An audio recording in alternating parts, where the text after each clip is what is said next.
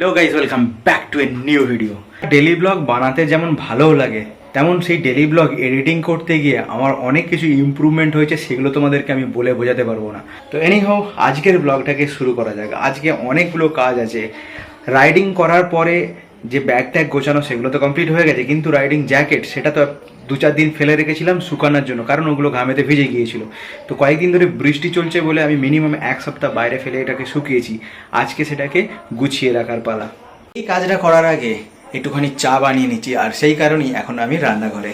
প্রত্যেক কাজের জন্যই চাই অস্ত্র, তাই এই অস্ত্র জ্যাকেট পরিষ্কারের জন্য। তো এটা বার করেছি, এটা আমার ছিল। এটা আমার জ্যাকেট অথবা ব্লেজার এই সমস্ত কিছু পরিষ্কারের জন্য এটা কাজে লাগে। তো আজকে জ্যাকেট পরিষ্কারের জন্য ইউজ করব।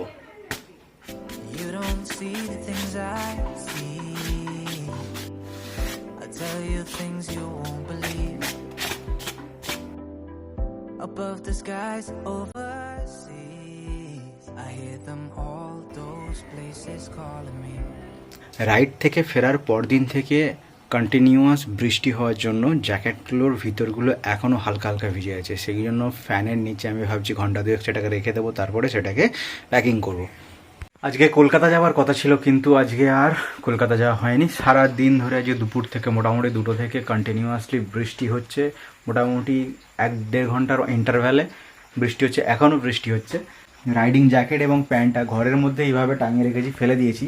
আর এই ফ্যানটা চালিয়ে দিয়েছি, ঘন্টাখানেক রাখবো এটা, কারণ এটা ভিতরটা, এই প্যান্টের ভিতরে হাত দিলে হালকা হালকা ভিজে ভিজে একটা ভাব লাগছে। এই অবস্থায় যদি প্যান্টটা প্যাকিং করে রেখে দিই তাহলে কিন্তু ফাঙ্গাস এসে যাওয়ার সম্ভাবনা আছে। নেক্সট রাইডের সময় সমস্যা হবে। তো এটা ভীষণ প্রবলেম রাইডিং জ্যাকেট এবং প্যান্টকে ম্যানেজ করা। আর ঠিকঠাক করে ম্যানেজ না করতে পারলে রাইডিং গিয়ারের যে প্যাডগুলো আছে সেই প্যাডগুলোও নষ্ট হয়ে যাওয়ার সম্ভাবনা থাকে।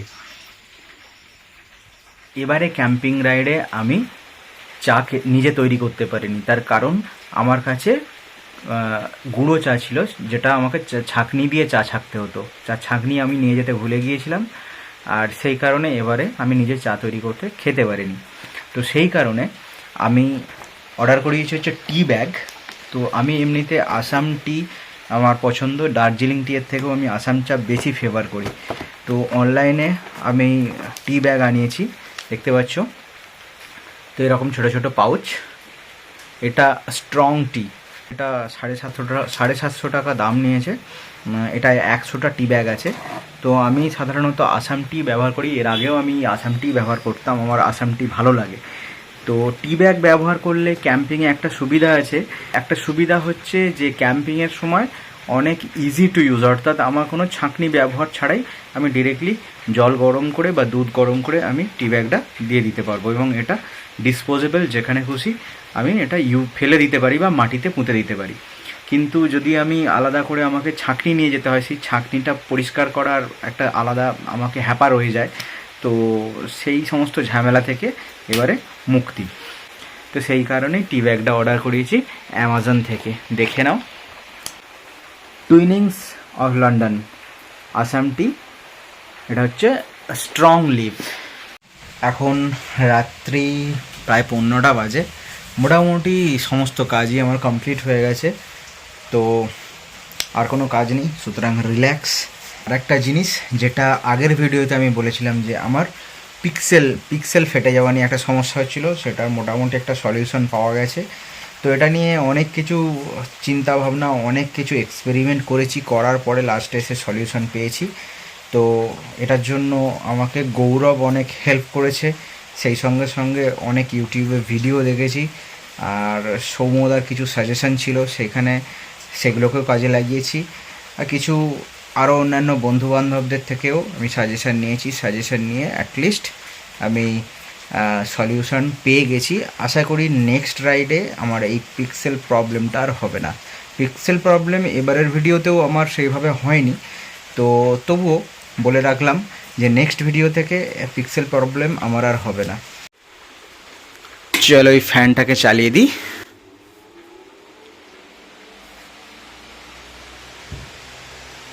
তো ফ্যান চালিয়ে দিয়েছি, এগুলো আপাতত এভাবেই একটু শুকোতে থাক, আধ ঘন্টা চলুক। আধ ঘন্টা চললেই অনেকটা শুকিয়ে যাবে। অনেকক্ষণ ধরে জ্যাকেটগুলো শুকানোর পরে এবারে এটাকে তুলে দেব।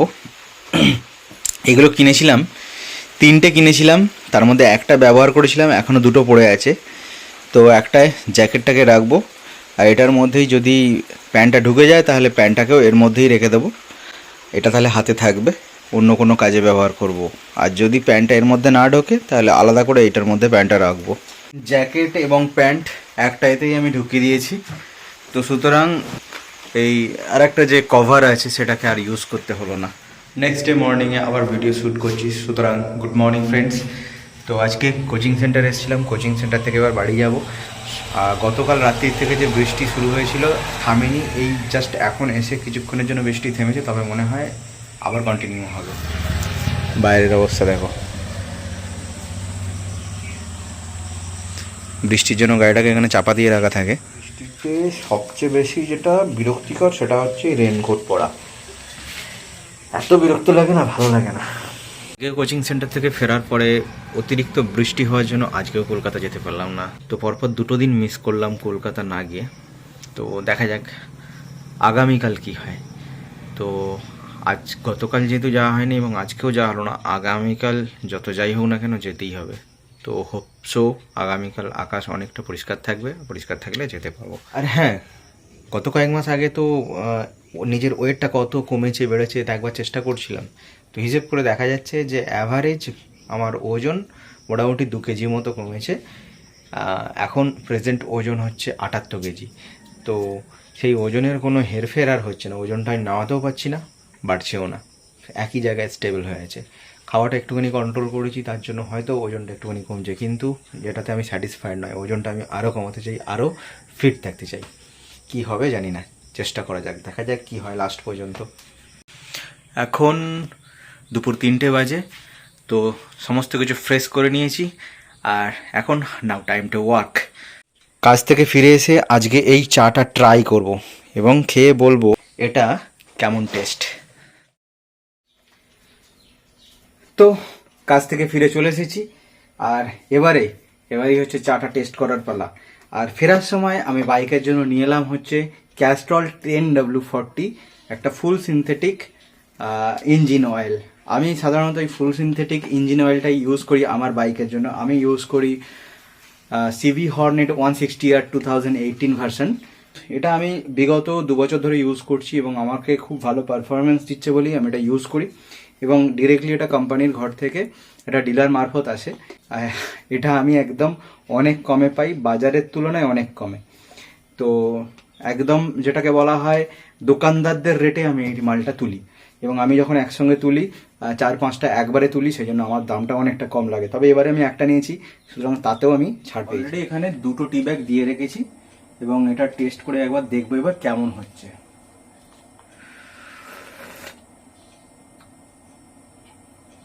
আর একটু কড়া হলে ভালো হতো। আমি আন্দাজ করতে পেরেছিলাম কালার দেখে যে লাগবে, এবং আমি আরো 2টো টি ব্যাগ এখানে ইউজ করব।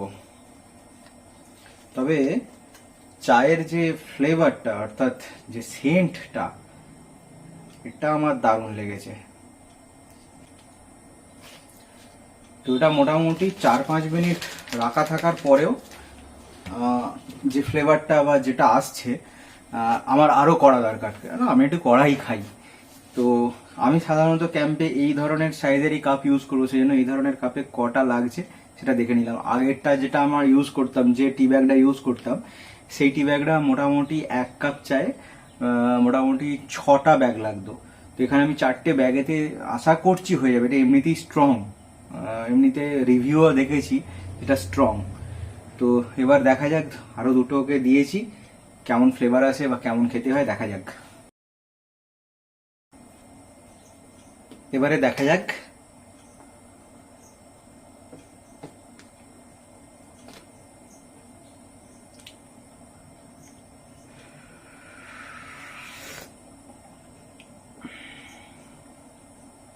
বেটার, আগে যেটা ইউজ করতাম তার থেকে ফার বেটার। তো 100 পিস আমি কিনেছি যেহেতু, সুতরাং এটা নেক্সট ক্যাম্পিংয়ে আমার সঙ্গে থাকবে। তো আসাম টি 10 on 10। আহা, জাস্ট এখন রিল্যাক্সে একটুখানি ইউটিউব ভিডিও দেখছিলাম। তো হঠাৎ করে মনে হলো যে যে মোবিলটা এনেছিলাম সেই মোবিলটা তো গাড়িতে ঢালাই হয়নি। অলরেডি গাড়ি আমার মোটামুটি 2000+ কিলোমিটার চলে গেছে, আমার মোবিল অলরেডি চেঞ্জ করতে হবে। তো এক্ষুনি আমি মোবিলটাকে চেঞ্জ করবো আগে।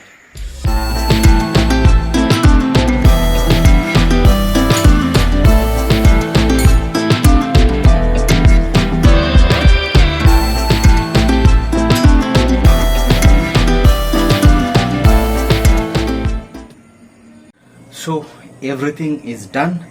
এবারে জাস্ট ভিডিওটা শেষের দিকে চলে এসেছি। তো এখন বাজে রাত্রি 9টা। তো এখন জাস্ট একটু গীতা নিয়ে বসবো, 1 ঘন্টা পড়বো গীতা। 10টা পর্যন্ত গীতা পড়ার পরে তারপরে রাত্রে খাবার খেয়ে শুয়ে পড়বো। তো আজকের মতো সমস্ত কিছু কমপ্লিট। তো ভিডিওটাও সেই সঙ্গে সঙ্গে শেষ করছি। দেখা হচ্ছে তোমাদের সঙ্গে পরের দিনের নতুন ভিডিওতে। আর ততক্ষণের জন্য বাই বাই।